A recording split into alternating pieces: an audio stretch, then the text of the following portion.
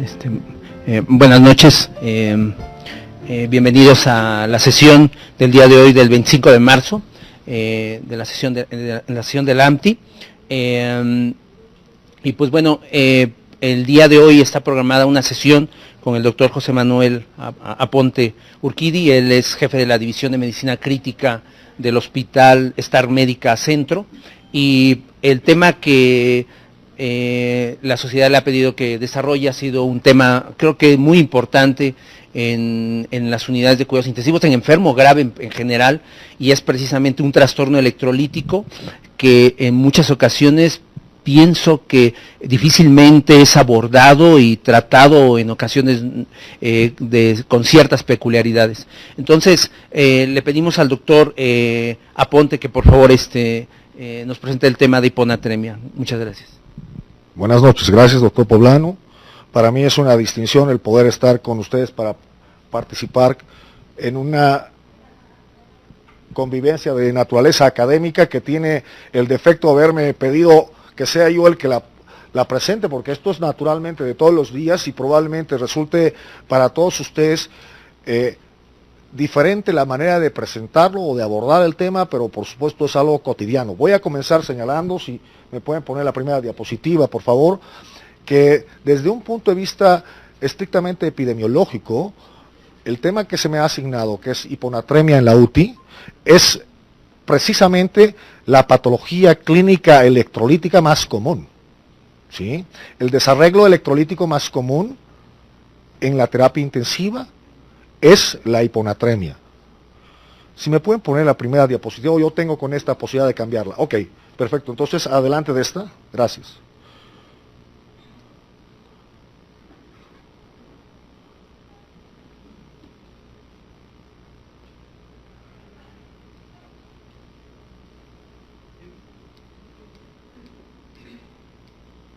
Creo que ya, perdónenme ustedes, pero es la foto del negro la que nos está perjudicando, si ustedes se dan cuenta, mi amigazo, pero no pasa. Gracias.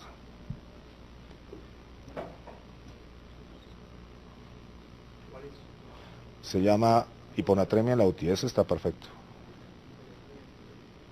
Gracias. Sí se oye bien con este micrófono, gracias. Entonces, los objetivos de esta presentación, aquí resumidos, tomarán en cuenta el aspecto epidemiológico, la fisiopatología de la hiponatremia, su etiopatogenia, elementos de estrategia diagnóstica, el abordaje terapéutico y finalmente las conclusiones. Es importante reconocer que desde un punto de vista global, en los pacientes hospitalizados hay algunos grupos específicamente que tienen una mayor prevalencia del problema de hiponatremia. Sin caer específicamente en la evaluación diagnóstica, la identificación de la hiponatremia está reportada en aproximadamente el 50% de los pacientes hospitalizados que tienen problema neurológico. El 40% de los pacientes que tienen HIV positivo con enfermedad activa, el 5% de adultos mayores regularmente en hospitalización cursan con hiponatremia de grado variable, y en estricta relación al grupo global de postoperados se encuentra una prevalencia del 1%. Bien.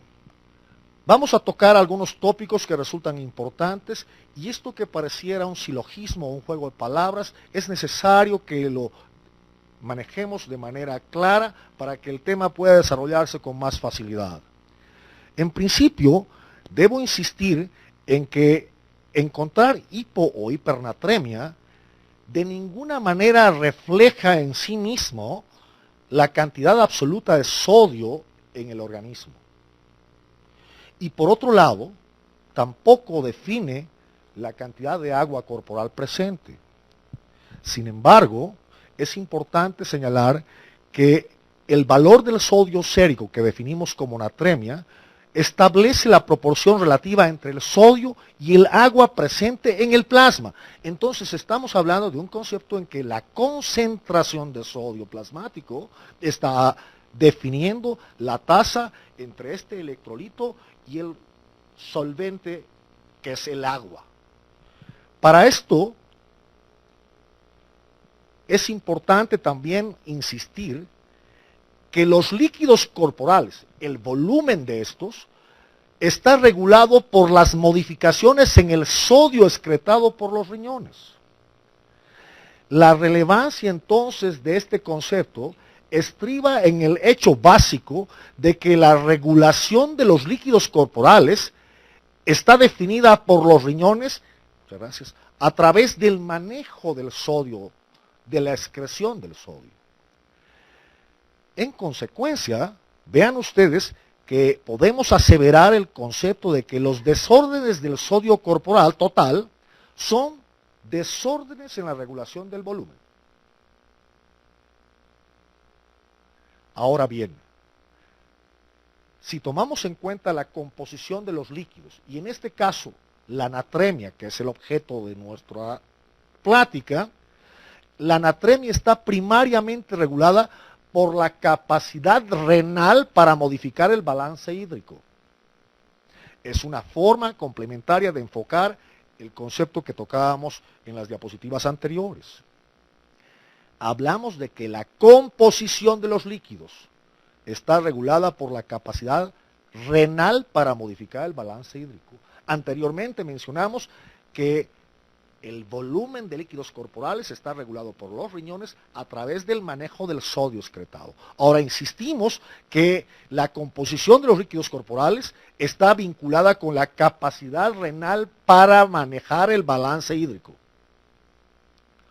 En consecuencia, es importante reconocer que los mecanismos homeostáticos que permiten obtener una función integrada en una sistematización de acciones, define que la preservación del volumen tiene prioridad sobre la preservación de la composición. Esto quiere decir que desde el punto de vista clínico tiene más importancia hemodinámica el control del volumen intravascular, intersticial, del agua corporal en última instancia, que la determinación que pudiera suscitarse desde el punto de vista homeostático ante, por ejemplo, la estimulación de osmoreceptores. Entonces, pesa más el cambio hemodinámico que trae secundariamente un defecto en el volumen que el estímulo que pudiera ser inclusive contrario o opuesto que rige sobre la función de los osmoreceptores. Ahora veamos este punto. Es un hecho que el sodio plasmático normal está en este rango. Pero en un sentido estricto, no es el sodio plasmático el que es regulado, sino la osmolaridad efectiva. El concepto de osmolaridad naturalmente está tomando en cuenta como punto de referencia que se habla por kilogramo de líquido de dilución, por kilogramo de agua, ejemplo. Osmoles por kilogramo, osmolaridad. La osmolaridad efectiva del plasma en realidad es el concepto que el organismo está regulando. Dado que el sodio es el determinante principal de la osmolaridad, en consecuencia, la regulación de la osmolaridad efectivamente regula el metabolismo del sodio. La regulación de la osmolaridad, entonces, resulta de la capacidad de los riñones para concentrar o diluir orina. La regulación de la osmolaridad y que de manera indirecta, al ser el sodio el componente principal, como lo vamos a ver, de la osmolaridad plasmática, regulan los riñones la capacidad de concentrar o diluir la orina, regulan más la sed, la osmolaridad plasmática. Un segundo.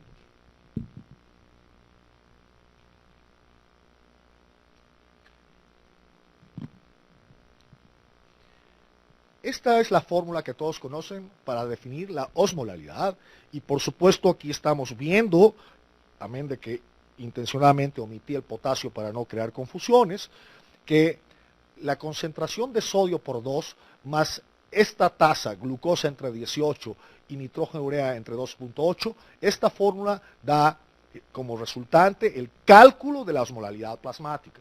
También la podemos medir de forma directa. Es un hecho que puede existir un anion gap, un gap también de osmolalidad. Perdón, decía, así como el anion gap, hay también un gap para la osmolalidad, que puede dar diferencia entre lo medido y lo calculado. Eso cuando existen otras sustancias, como por ejemplo metanol, que podría dar un valor de osmolalidad medida mayor que la calculada, porque el metanol no está en la fórmula. ¿Ok? Bien. Vean ustedes en este ejemplo. Si la natremia está en 140, multiplicado por 2 más la glucosa normal en 100, en ayunas entre 18 más el BUN de 20, para este caso con 2.8 de denominador, la osmolalidad plasmática está calculada en 292, en el rango normal de 285 a 295.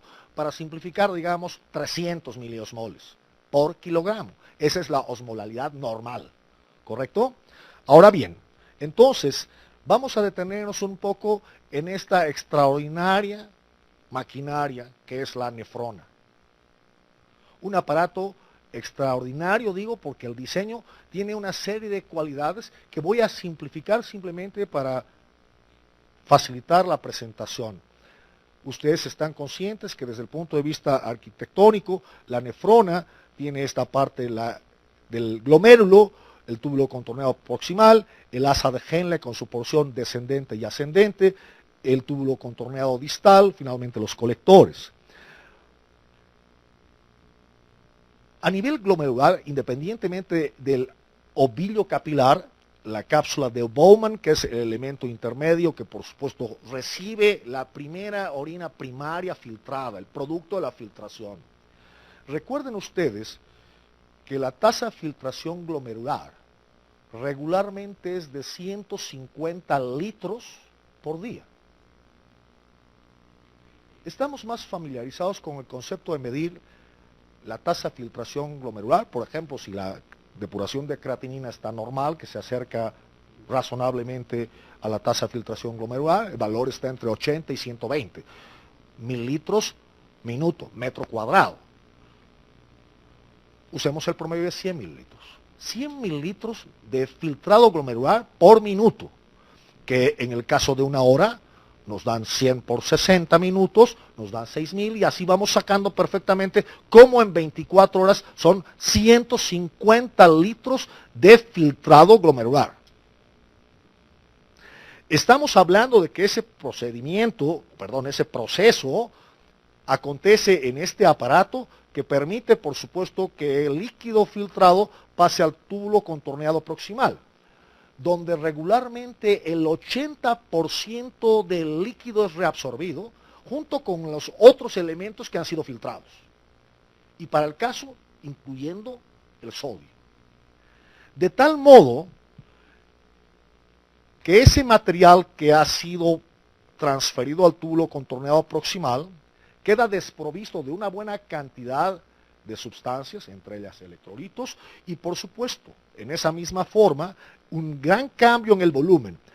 Un 15 a 20% del filtrado glomerular llega aquí, al asa de Henle. Y este segmento que aquí está numerado como el 2, asa ascendente de Henle, se llama segmento de dilución, que es impermeable al agua. En consecuencia, el asa ascendente de Henle en condiciones de normalidad tiene la capacidad de extraer sodio por un proceso vinculado con la bomba de cloro, pero no se lleva de manera simultánea el agua, porque esa porción es impermeable a ella. Consecuentemente, este segmento se llama segmento de dilución, el asa ascendente de Henle. Y es interesante reconocer entonces que si de todo ese filtrado glomerular, un 15 a 20% llega hasta este sector, el asa de Henle se encarga de retirar el sodio y consecuentemente, al disminuir el contenido de solutos, esa orina es mucho más diluida, o diríamos de una manera estricta, tiene más agua que la que llegó al túbulo contorneado proximal, por supuesto. Podríamos, haciendo una simplificación, decir que el filtrado glomerular razonablemente tiene la misma tonicidad efectiva o osmolalidad que la plasmática. Y en la medida que el túbulo contorneado proximal retira agua y electrolitos, va modificando potencialmente esa osmolalidad, de acuerdo al grado de filtración glomerular presente. Si disminuye la filtración glomerular, es evidente que el túbulo contorneado proximal tiene que hacer el esfuerzo máximo por absorber agua. Y en consecuencia ya no llega ese 15 a 20% del filtrado glomerular al túbulo o al asa de Henle. Llega menos. Y eso es razonable.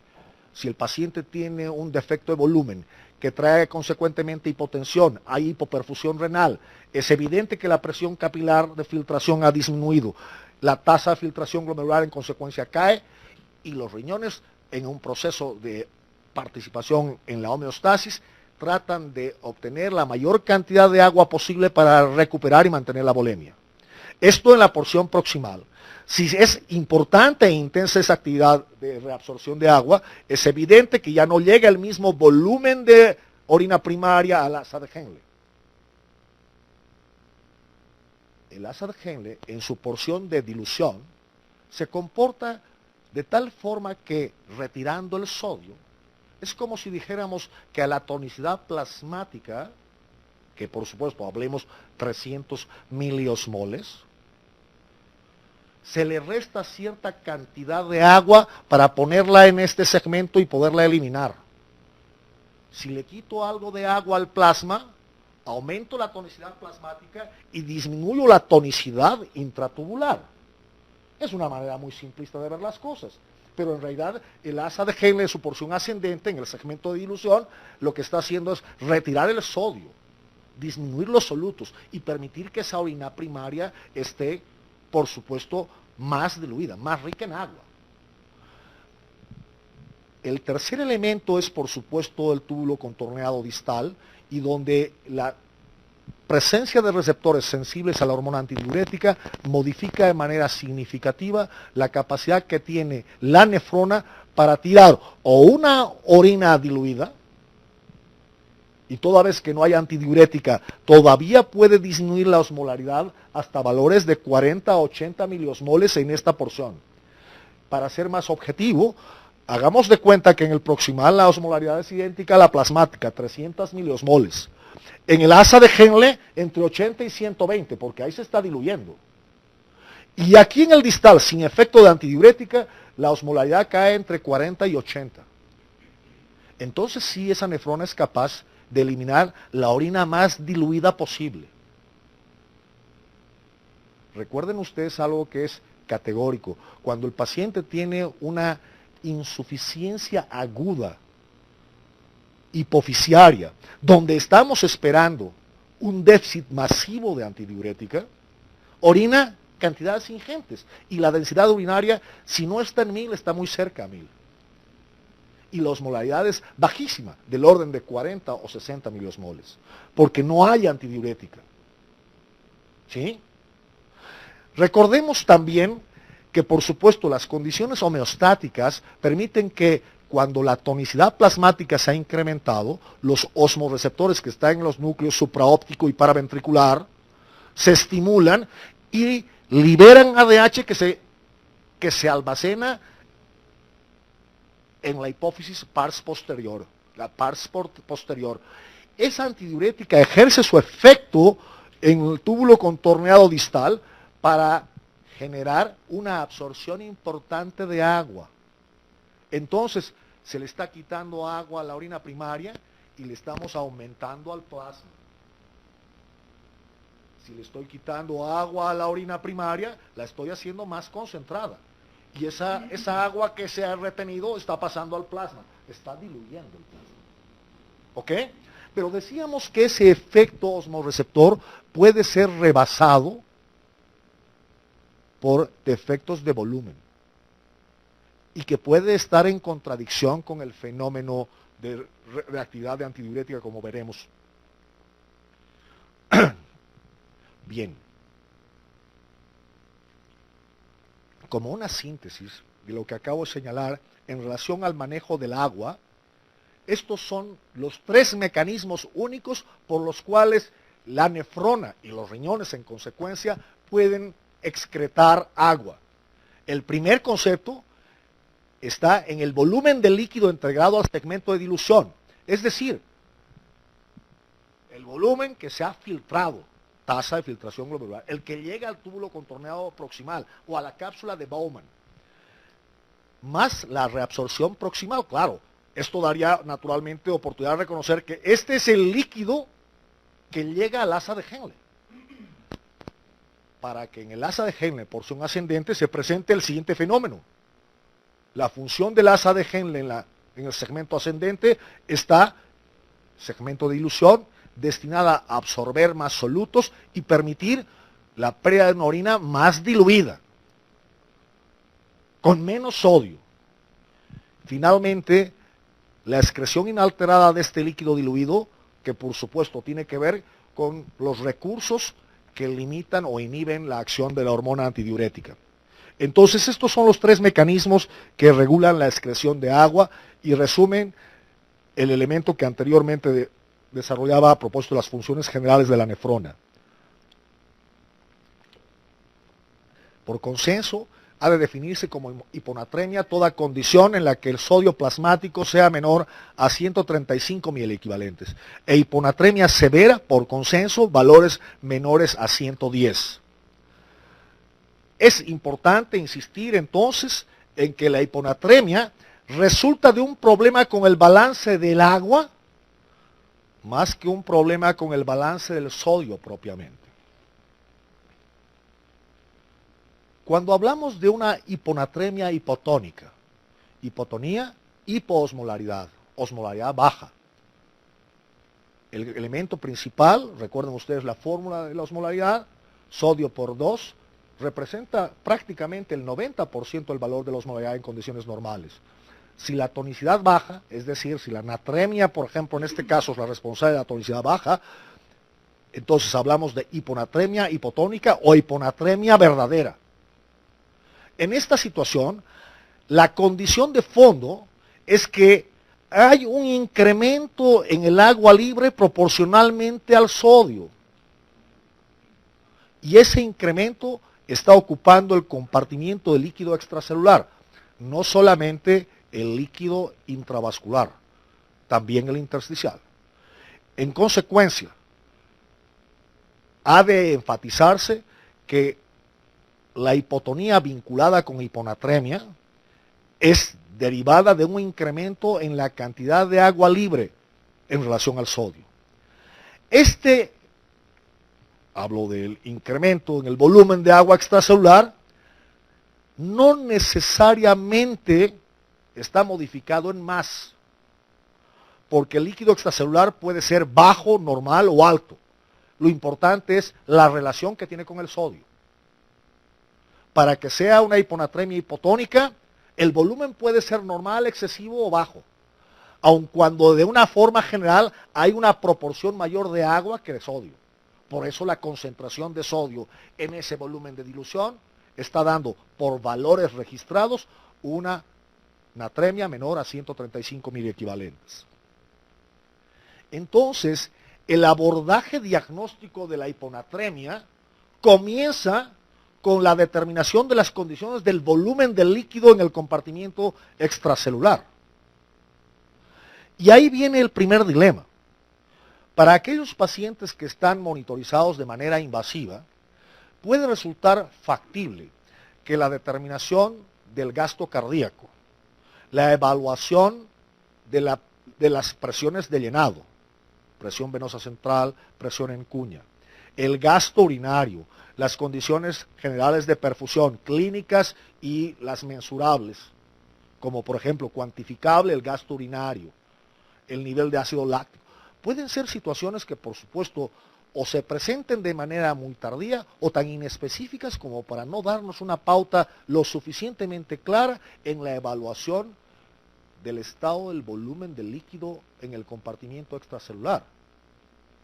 Es más, los datos clínicos que regularmente buscamos para identificar una condición de defecto en el volumen extracelular pueden resultar totalmente inespecíficos.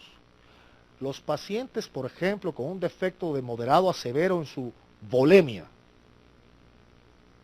en el decúbito supino, en la mayoría de los casos, no elevan ni la frecuencia cardíaca. En consecuencia, el no encontrar taquicardia no descarta un defecto de volumen extracelular. La hipotensión ortostática en pacientes con defectos mayores al 40% de la volemia puede estar solamente hasta en el 50% de los pacientes. En consecuencia, el defecto de volumen ha de sospecharse en función al historial clínico. Si el paciente ha tenido pérdidas mayores, una sudoración profusa, vómito, diarrea, o ha estado con una restricción de líquido significativa, nos orienta hacia el problema. Pero ninguno de los datos clínicos es suficiente, ni siquiera tomando en cuenta el monitoreo hemodinámico invasivo. Es factible entonces que en el lado opuesto de la moneda, el paciente que tiene una expansión del volumen extracelular no necesariamente evidencie clínicamente la presencia de edema. Y además, el edema en un paciente crítico suele ser cotidiano por la condición hipostática, por la condición nutricional. Es un hecho importante que en condiciones habituales ha de necesitarse más de 5 litros de incremento en el líquido extracelular para que potencialmente se haga evidente el edema. En consecuencia, hay un margen de amortiguamiento desde el punto de vista clínico para que aún habiendo un incremento en el volumen extracelular, no lo detectemos por edema periférico. Sin embargo, el organismo tiene soluciones para estas dificultades, porque esto es como un ajedrez, pero finalmente es cuestión de que no lo maten a uno con el mate pastor y él tiene chance de pensar en algunas salidas. Y vamos a ir analizando el punto. En hiponatremia hipovolémica, la condición de fondo es que hay una pérdida neta de sodio. Esta es una hiponatremia en la que hay un déficit de sodio y que evidentemente en función a su concentración estamos comparándolo con el agua. Un déficit de sodio, pero que está asociado además a un defecto de volumen. Sin embargo, la condición de fondo básica es que hay el antecedente o evidencia de pérdida de líquidos. Y por supuesto, no es suficiente tal condición porque el reemplazo de las pérdidas en relación a los líquidos perdidos suele ser en base a líquidos hipotónicos. Es más, podemos aseverar lo siguiente. Cualquier líquido perdido que no sea el plasma siempre será hipotónico en relación a este. Y entonces, aun cuando las pérdidas sean masivas, el paciente tendría más tendencia a la hipernatremia que a la hiponatremia, porque los líquidos perdidos son hipotónicos en relación al plasma. El hecho de que se conjunten las dos condiciones, pérdida absoluta de sodio con la pérdida de líquidos y el reemplazo de las pérdidas con líquidos hipotónicos, establece la condición que definimos como hiponatremia hipovolémica. El ejemplo para este caso de reemplazo de pérdidas con líquidos hipotónicos puede ser aquel en el que el paciente ha perdido por efecto de diuréticos una cantidad significativa de sodio y de agua. Más diurético que salurético. El efecto más diurético, más volumen de orina que pérdida de sodio, con excepción, bajo ciertas condiciones, de los verdaderos saluréticos. Los diuréticos permiten más pérdida de agua que de sodio, aun cuando pueden naturalmente perderse ambas. El caso es que si yo, ante una pérdida masiva de agua por diuresis, es decir, la orina, la reemplazo con agua ingerida, el agua ingerida es hipotónica en relación al líquido perdido. Y eso se suma, por supuesto, al concepto de que se ha perdido de manera absoluta una cantidad de sodio. En consecuencia, el diagnóstico obliga a reconocer ante hiponatremia hipovolémica si las pérdidas, en ausencia de una evidencia objetiva de pérdidas extrarrenales. El ejemplo puede ser aquel paciente que ha estado hipertérmico y diaforético. Todos sospechamos que el paciente ha tenido una pérdida de líquido por la sudoración, que también ha orinado, que puede haber estado esto coexistiendo con vómitos y diarrea. En ese caso, es razonable que pensemos que si no se han repuesto estos líquidos, el paciente esté hipovolémico. Pero cuando la situación no es tan clara, puede ayudarnos de manera definitiva el medir el sodio en orina, que da lugar a reconocer una diferencia entre la hiponatremia de origen renal y la extrarrenal. Simplemente, en el caso de la hiponatremia de origen renal, siendo hiponatremia hipovolémica, la concentración de sodio urinario en una alícuota de orina es siempre mayor a 20 miliequivalentes por litro. En el caso de las pérdidas extrarrenales, por supuesto, el organismo está haciendo su mejor esfuerzo por recuperar el sodio y en consecuencia no lo está perdiendo por la orina. Lo está recuperando, en tanto se preserve la función renal, que esa es una condición sine qua non. Ahora, las pérdidas renales de sodio son obvias, ya las hemos mencionado de una manera repetitiva, los diuréticos, sobre todo la sobredosis. Es importante investigar si el paciente ha estado bajo efecto de diuréticos. Por supuesto, un cuadro clínico que corresponde a la hiponatremia hipovolémica de origen endocrino importante es el Addison. La insuficiencia suprarrenal aguda puede ser más difícil de diagnosticar si no se sospecha en ella. Y el síndrome cerebral perdedor de sal. Estos son los tres ejemplos más categóricos que tienen que ver con pérdidas renales de sodio y que conducen a la hiponatremia hipovolémica.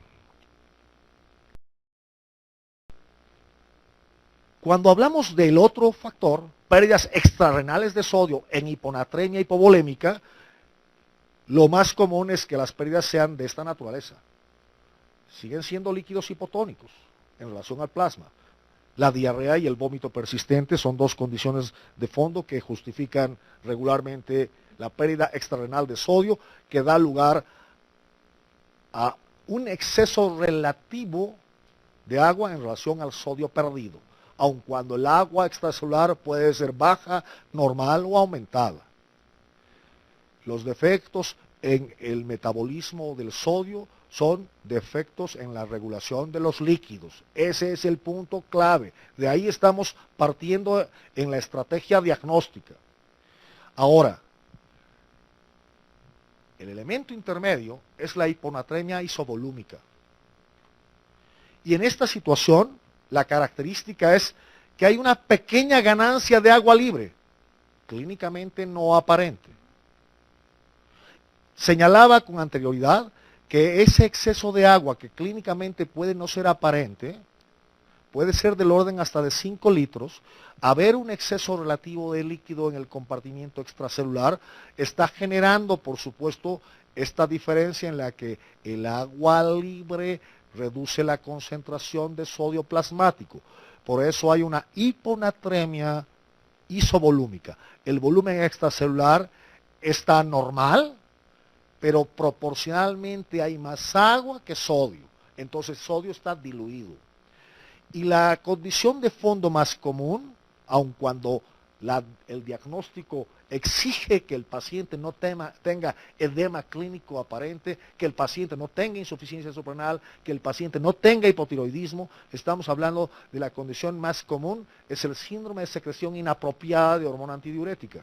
Y por supuesto, bajo esas condiciones, estamos hablando de que es una secreción inapropiada porque es una secreción no osmótica, no responde a un mecanismo homeostático. La antidiurética o la casi o parecida a la antidiurética que se genera en el sistema nervioso fuera de la pars nervosa en enfermedades neurológicas, en algunas condiciones oncológicas, en problemas respiratorios. Esa secreción diferente en su origen a la que originalmente pone la antidiurética circular, supraóptico y paraventricular, núcleos de la base. Esa secreción inapropiada de antidiurética es la que conduce regularmente a la hiponatremia isovolúmica. Una situación que por supuesto podemos considerar dentro del diagnóstico diferencial, aun cuando no suele sostenerse mucho en el tiempo, es la hiponatremia isovolúmica del paciente con intoxicación acuosa aguda, la polidipsia psicógena. Y aun cuando no crean, hay pacientes que se toman 20 litros de agua al día. ¿Sí? Yo llego a 5. Es importante entonces que pensemos que puede ser una situación que transitoriamente justifique una condición de dilución, de hiponatremia, sin un sodio que pueda estar realmente deficiente desde el punto de vista de concentración total, pero hay una proporción relativamente mayor de agua, que no se hace aparente. Y con las dificultades que tenemos para medir el líquido extracelular, por supuesto, no hay forma sino a través, indirectamente, del interrogatorio, de conseguir alguna información para aquel individuo que tiene una polidipsia psicógena. Y vean ustedes, la etiología marca la secreción inapropiada de antidiurética, y para hacer una diferenciación entre un caso u otro, estamos tomando en cuenta, no sé si se lee muy bien desde atrás, que se vuelve a medir el sodio en la orina para el caso A, que es la secreción inapropiada de antidiurética, cuando tengo que diferenciarla de esta intoxicación acuosa. Pues evidentemente aquí hay que reconocer que de pronto la historia clínica puede ser suficiente para tener una orientación, pero estamos hablando de un diagnóstico diferencial y entonces es para reconocer el mecanismo fisiológico de fondo. Si el individuo tiene una secreción inapropiada de hormona antidiurética, por supuesto la cantidad en miliequivalentes por litro de sodio en la orina es mayor a 20. Cuando tiene una polidipsia psicógena y lo que ha tomado es un exceso de agua, por supuesto la orina es hipotónica, se va a deshacer el organismo de todo el agua excedente que ha tenido. ¿Correcto? Bien. Sin embargo, eso puede no ser suficiente para diferenciar estas condiciones y la osmolaridad urinaria nos da una pauta. Si el individuo tiene una intoxicación acuosa aguda, es obvio que el líquido que está eliminando por la orina es francamente hipotónico, menor a 100 miliosmoles. En cambio, la orina es más concentrada cuando se trata de una secreción inapropiada de hormona antidiurética, porque la antidiurética está generando una retención de agua a partir del túbulo contorneado distal. Cuando hablamos de la hiponatremia hipervolúmica,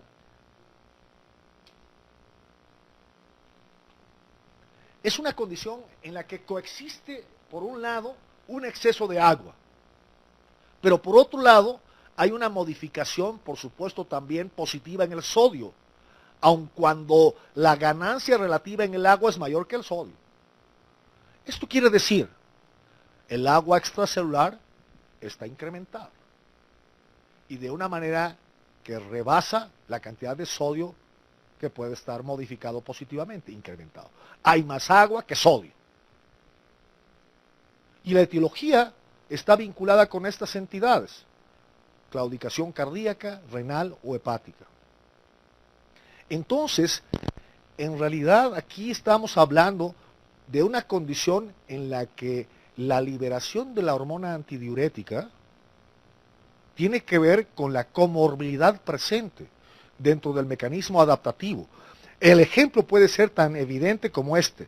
Un paciente con falla cardíaca y bajo gasto está dando margen a que, predominando el defecto de volumen, se estimule el mecanismo retenedor de agua, aun cuando sea contraproducente para la evolución clínica del cuadro. El paciente con bajo gasto, hipoperfusión renal, tiene una tasa de filtración glomerular disminuida, se reabsorbe con mucha más intensidad el agua en el túbulo contorneado proximal, se va con el sodio, el asa de Henle le hace su trabajo, pero la antidiurética en el túbulo contorneado proximal y colector está reteniendo todo el agua que se ha solicitado, porque el defecto de volumen es una señal que supera a la respuesta osmorreceptora. Y digo osmorreceptora porque estamos hablando de que desde el punto de vista clínico y del laboratorio, el paciente está con hiponatremia.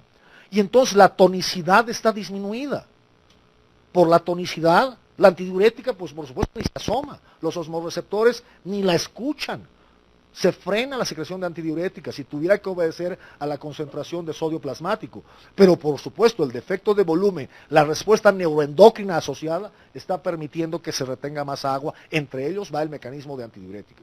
Más complejo es esto, ustedes lo saben. El mecanismo renina, angiotensina, aldosterona, el aparato yuxtaglomerular. Pero bueno, hoy vine a facilitar las cosas, no a complicárselas. Y por razones elementales en el diagnóstico basado en el laboratorio, para establecer la evaluación del origen del defecto, en el caso de la falla cardíaca, la concentración de sodio en la orina es menor a 20 miliequivalentes por litro. El organismo está recuperando volumen, no solamente por la absorción de agua, sino también por la absorción de sodio. La aldosterona contribuye, entre otras cosas, también a la retención de sodio, si recuerdan ustedes. Sumado al efecto de la antidiurética. Entonces la orina, por supuesto, está dándonos una pauta para el caso B, falla renal. En la falla renal, entre otras cosas, pues pensemos que el túbulo está perdiendo su capacidad para reabsorción de sodio. Y entonces la cantidad de sodio en la orina debe ser más alta, 20 miliequivalentes. Ya lo vimos en un ejemplo anterior, una condición equivalente. Y en la condición de la falla hepática, la concentración de sodio en orina es menor a 30 miliequivalentes, a 20 miliequivalentes. Y entonces este diagrama de flujo simplifica lo que vimos. La evidencia de hiponatremia, valores de sodio menores a 130 en el plasma. No hay tanto pierde para ese elemento inicial, aun cuando habrá que tomar en cuenta que, por supuesto, en pacientes adultos mayores hay una reprogramación de osmostato que puede dar lugar a que en condiciones normales manejen hasta 130 miliequivalentes. Como no vengo yo a crear cismas, porque finalmente la geriatría es una parte de la medicina que tiende a desaparecer, aun cuando predomine esa población. Digo, desaparece porque es una subespecialidad derivada de la cartomancia, pero bueno, estamos hablando de que después de identificado este estado, hay que evaluar las condiciones del líquido extracelular, el volumen extracelular. Una vez que uno tiene una noción de que este está normal, alto o bajo, entonces mide osmolaridad urinaria y sodio urinario. Y vamos a quedarnos de este brazo primero. Considerado que el volumen extracelular está bajo, medimos el sodio urinario. Si este tiene más de 20 miliequivalentes por litro, entonces este cambio de la hiponatremia depende de una pérdida urinaria por diuresis. Habrá que investigar si el paciente estuvo bajo efecto diurético. Y por supuesto la otra alternativa, si no hay diurético en fondo, es la insuficiencia adrenal. En la circunstancia opuesta, cuando la concentración de sodio en orina es menor a 20 miliequivalentes, lo más común es que el fenómeno de fondo sean las pérdidas hipotónicas a partir de una diarrea o vómito. Estamos hablando de hiponatremia con volumen extracelular bajo. Nos vamos a lo contrario, volumen extracelular alto. Medimos sodio en orina. Si el sodio en orina es más de 20 miliequivalentes, hay que sospechar de la falla renal, como la causa de la hiponatremia. Hiponatremia con retención de agua. Puede ser muy evidente hasta el edema clínico.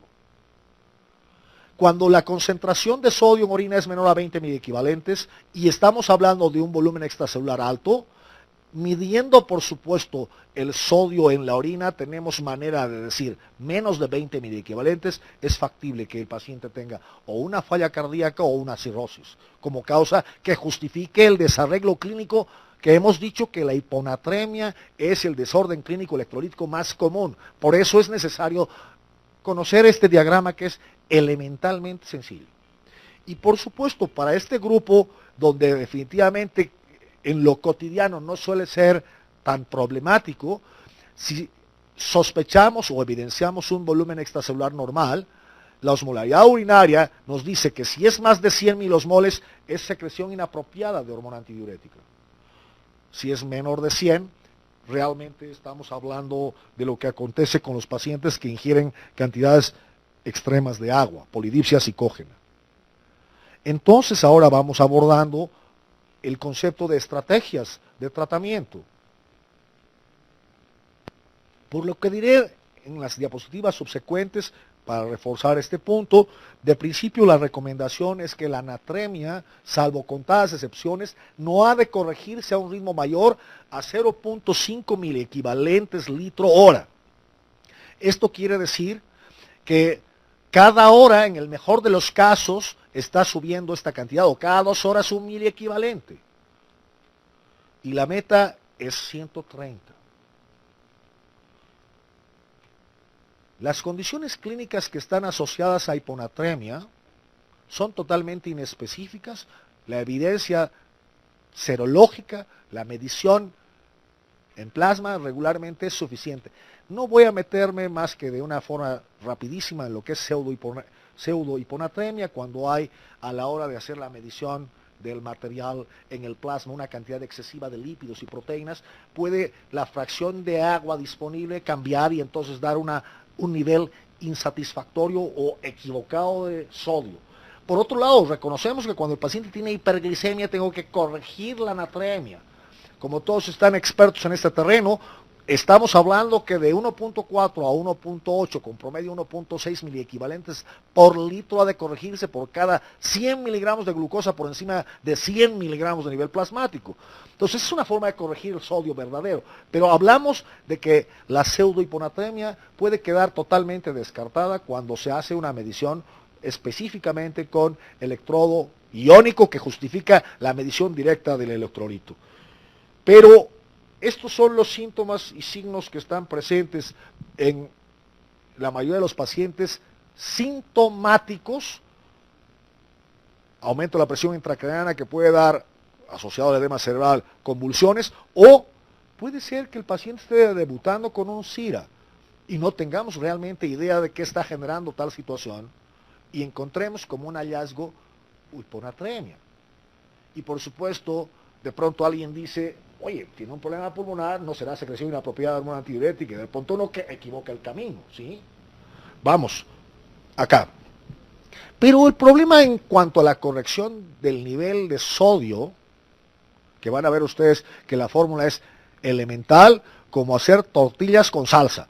La fórmula para recuperar esto. Pero resulta que si la corrección es acelerada, las lesiones que pueden estar presentes en el sistema nervioso no solamente son irreversibles, sino potencialmente fatales. Y de ellas es evidente que las lesiones desmielinizantes y particularmente la mielinolisis central pontina es probablemente la situación más temida cuando el ritmo de recuperación de la anatremia es mayor al que se ha señalado de 0.5 miliequivalentes litro hora. Hasta el año 90 se sostenía que en situaciones de clínica hiponatrémica severa, con paciente severamente comprometido, sintomático, podía lograrse cada hora una diferencia de 1 a 2 miliequivalentes en las primeras 8 horas, porque resulta que los pacientes que tienen hiponatremia severa, y particularmente el grupo que tiene menos de 105 miliequivalentes por litro, tiene una mortalidad muy alta.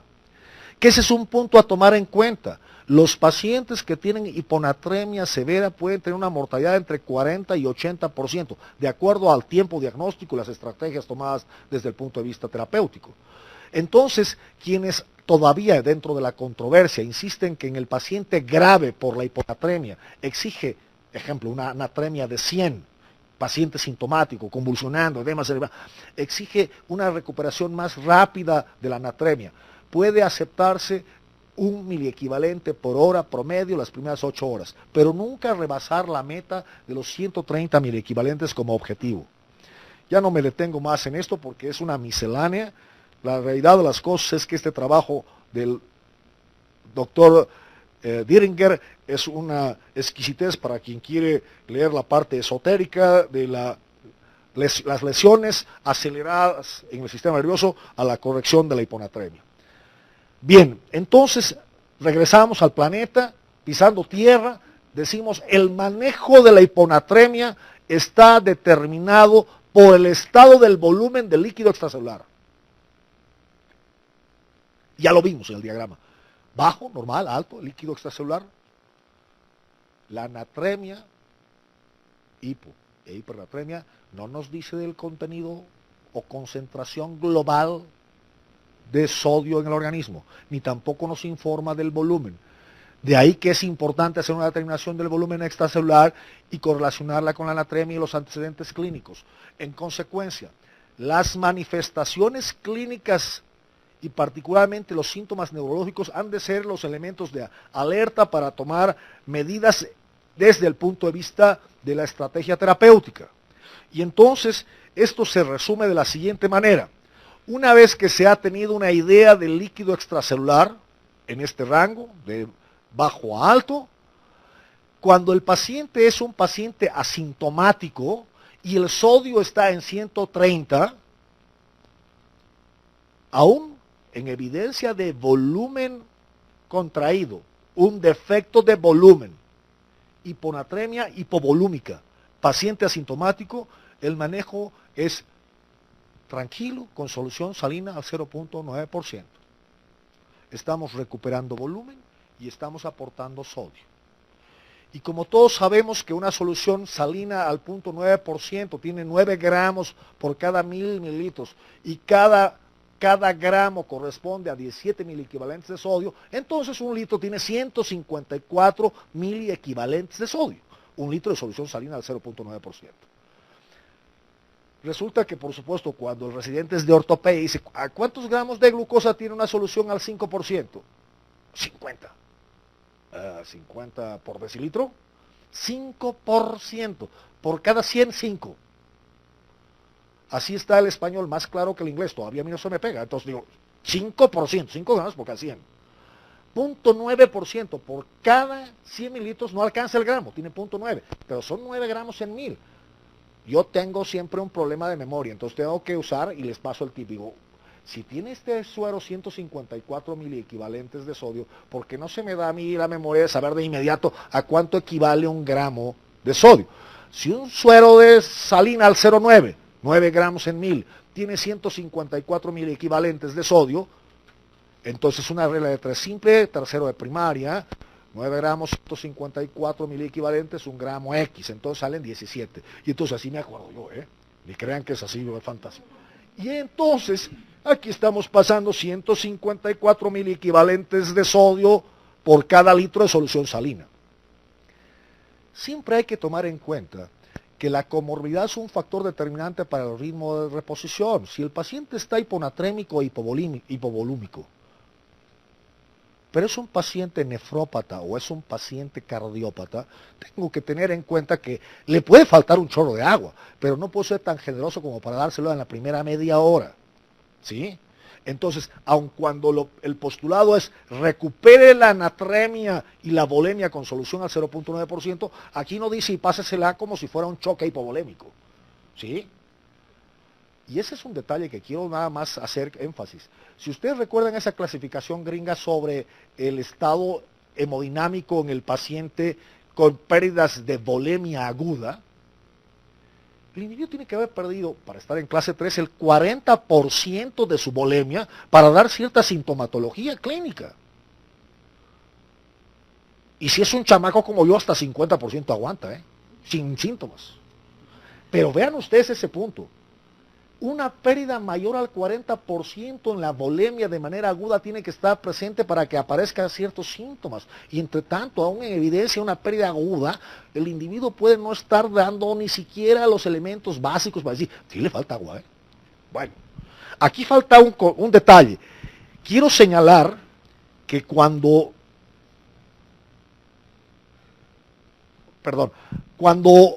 el paciente es sintomático, entonces es permisible y está indicado el manejo de una solución hipertónica al 3%, que más o menos por cada litro, 3 gramos por cada 100 de glucosa. Perdón, de solución salina, ya estoy peor. Solución salina, 3 gramos por cada 100. Dense cuenta que una solución al 0.9, que decimos que es la fisiológica o isotónica, la tonicidad equivalente a la del plasma, quiere decir, ¿no? ¿Cuánto nos da 154 por 2? Si Pitágoras no se arruga y decimos 150 por 2 son 300. 300 miliosmoles es la tonicidad del plasma. Por eso se llaman isotónicas. Salina isotónica. La misma tonicidad que el plasma. ¿Correcto? Bien, aquí es una salina hipertónica. Por cada 100 mililitros, 3 gramos. Y entonces el ritmo de reposición ha de ser juicioso. Para acelerar este punto, cuando el paciente es un paciente sintomático y tiene un líquido extracelular normal, por favor, que no le caiga el peso a la terapia intensiva. Entonces, aseguremos, sobre todo si tiene comorbilidad, que esté garantizada la diuresis. En consecuencia, utilicemos un diurético de asa y, por supuesto, hagamos la reposición en un sintomático con solución salina al 3%, habiendo asegurado, y con mayor razón en el grupo último, que la diuresis esté presente. Consecuentemente, en ambas condiciones, el uso de diurético debe regularmente, si no preceder, sumarse a la reposición con salina hipertónica. Los pacientes asintomáticos, cuando tienen una volemia, hiponatremia hipervolémica, lo que necesitan es un diurético. Les sobra agua, ¿correcto? Bien, ya casi para finalizar, porque nos han dicho que todos nos vamos a ir a la mansión en un minuto, voy a decir algunas cosas en relación a lo que he mencionado.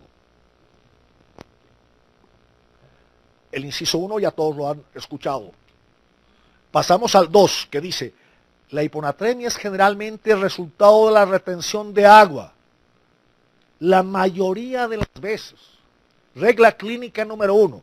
Lo más común es lo más frecuente. En esta ciudad, de políticos, ¿quiénes son los primeros? Pues el gobierno está en manos de paradistas. No pienso encontrarme definitivamente en el gobierno del Estado. Bueno, ¿para qué decimos, no? El concepto es que la hiponatremia regularmente es resultado de la retención de agua, incluso ante la clínica que evidencia pérdidas de líquidos hipotónicos.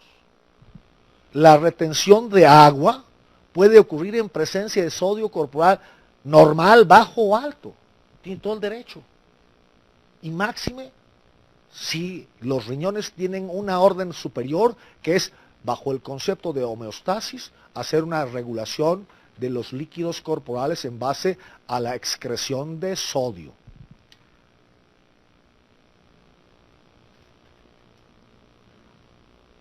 Las pérdidas de líquidos siempre son hipotónicas en relación al plasma. En ausencia de retención hídrica, decía yo, regularmente los líquidos perdidos son hipotónicos en relación al plasma. No tienen 300 miliosmoles, ¿ok? Ese es el punto. Su tonicidad efectiva es más baja. Y entonces, en ausencia de retención hídrica, la tendencia es más bien a la hipernatremia. Cuando existe pérdida de líquido, en ausencia de retención hídrica, el paciente se deshidrata, sube el sodio. El 95% de las veces la hipernatremia indica deficiencia de líquido. ¿Ok? Que es lo contrario. Ahora, aquí estamos hablando de que la hiponatremia persistente por ingesta excesiva de líquidos, que esto se ha de dar en los loqueros, no es común, no es sostenida, porque mientras el organismo esté sano, desde lo demás, porque sano en la azotea, el software anda mal, si el individuo se toma 20 litros, pero por supuesto, la activación de los mecanismos de homeostasis no permiten que dure mucho esa condición de dilución por exceso de líquido ingerido. Y bueno, ya casi al final estoy aprendiendo a manejar el aparato pero bueno, ustedes disculparán.